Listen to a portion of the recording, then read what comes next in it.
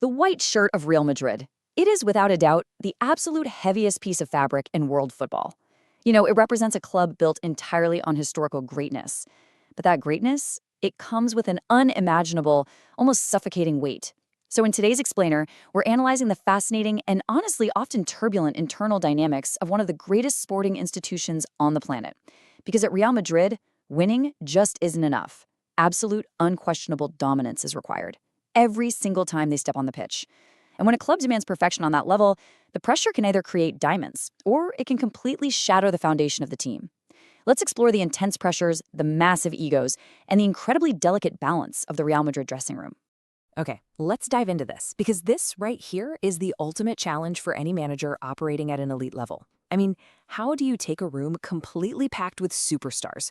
We're talking players who are global brands with massive ambitions, and yeah, massive egos, and actually keep them united. When you bring together the absolute best players in the world, fierce competition becomes completely unavoidable. Look, there are only 11 spots on the pitch.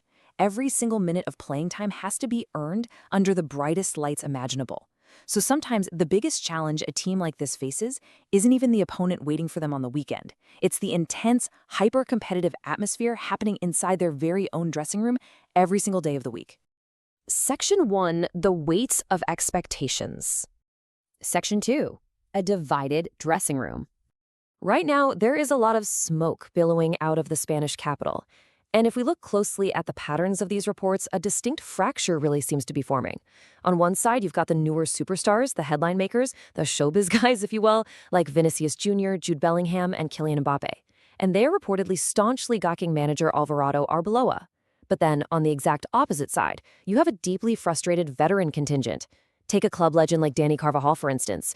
His reported frustration over limited minutes before his injury really highlights a painful rift between an old guard who feels sidelined and the new stars who feel totally empowered. It's a classic clash of generations, but dialed up to 11. And you have to remember, when a dressing room is already tense, literally every single action gets magnified. Take Kylian Mbappe's recent trip to Italy. During a crucial match, Mbappe, who, to be fair, was dealing with an injury, was spotted vacationing rather than supporting the guys from the stands. Now, manager Alvaro Arbeloa rightfully defended him as the first line of defense, stating the player is entirely entitled to his personal time. And legally, technically, absolutely fair. But in football, and especially at a place like Real Madrid, optics are literally everything. When you're the marquee signing, the big name, and your team is reportedly struggling with unity, your physical presence really matters. The optics of being away severely damage the public perception of dressing room solidarity. To really understand the sheer volume of noise currently surrounding the team, just look at the friction points completely dominating the Spanish press.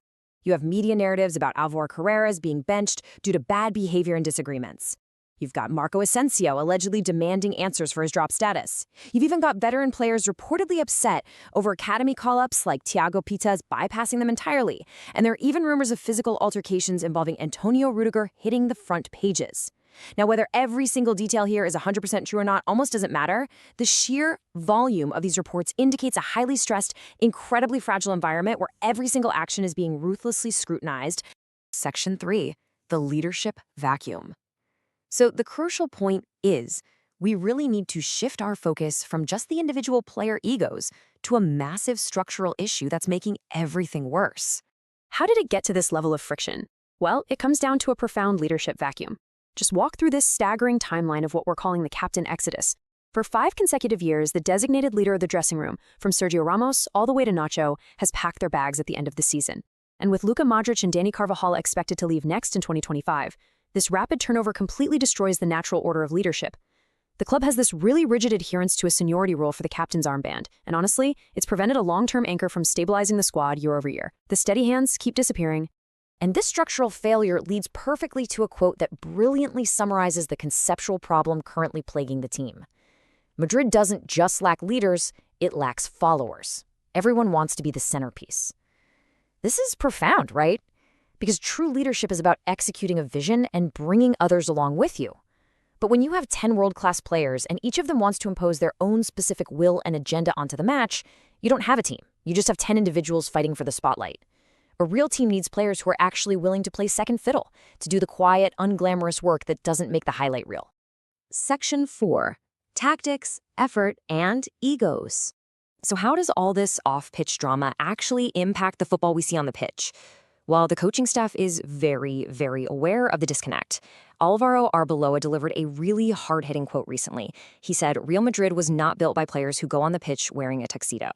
He's directly challenging his squad here, acknowledging that opponents are simply outrunning and outworking them. It's a perfect metaphor. Raw, spectacular attacking talent just isn't enough in modern football.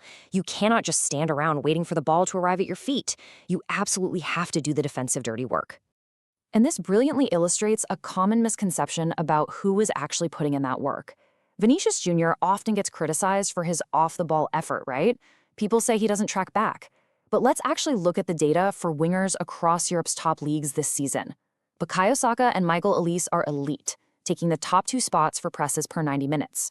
But right there at number 4 is Vinicius Jr. He ranks significantly higher than highly praised youngsters like Lamine Yamal and Rafael Leao. This completely busts the myth that Vinicius doesn't work off the ball. The data absolutely proves he's incredibly proactive defensively. But here is the critical missing link, and this is where it all falls apart.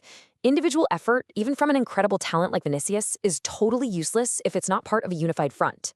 Pressing is a team mechanic. It's like a giant puzzle. If Vinicius triggers a press but the rest of the front line, including Kylian Mbappe, doesn't step up in perfect synchronization, the opponent is just going to pass right through them. So the manager's frustration isn't necessarily about one lazy player. It's about the front unit completely failing to operate cohesively. Talent alone won't win you the Champions League anymore. Having 11 players moving as a single breathing organism will. Section 5. Crisis or elite competition? So zooming out for a second, are we looking at a genuine crisis here, or is this just the natural byproduct of hyper-competition at the biggest club in the world? Either way, there are fires that need putting out. Behind the scenes, several potential paths to stability are being considered to rebuild this fragile harmony. First, they're looking at officially handing the captaincy to Fede Valverde, hoping he can act as a long-term, universally respected anchor to break that cycle we talked about. Second, there's talk of bringing Toni Kroos back into the coaching staff to instantly command respect and calm the dressing room down. Or finally, looking at the manager position, do they bring in a volatile fire putter like Jose Mourinho immediately, or do they wait for a unifying national team World Cup-style coach in the summer? Whichever path they ultimately choose, the core truth remains exactly the same.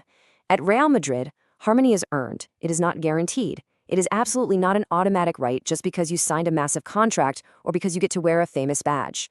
It requires daily maintenance, deep mutual respect, and a genuine willingness to put the team above the individual. The intense pressure of the Santiago Bernabeu is literally a crucible. It has the power to completely fracture a divided team.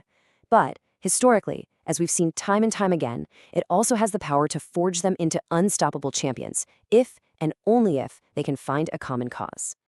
Which leaves us with the ultimate question. Are we looking at a dressing room in a state of unrecoverable crisis, paralyzed by huge egos and a civil war? Or is this simply the messy, uncomfortable, natural tension that is strictly required to achieve absolute greatness? The answer is going to unfold on the pitch over the coming months. What do you think is happening inside Real Madrid? Let us know your read on the situation. Thank you so much for joining me for this explainer, and we will see you next time as we continue to break down the most fascinating stories in world football.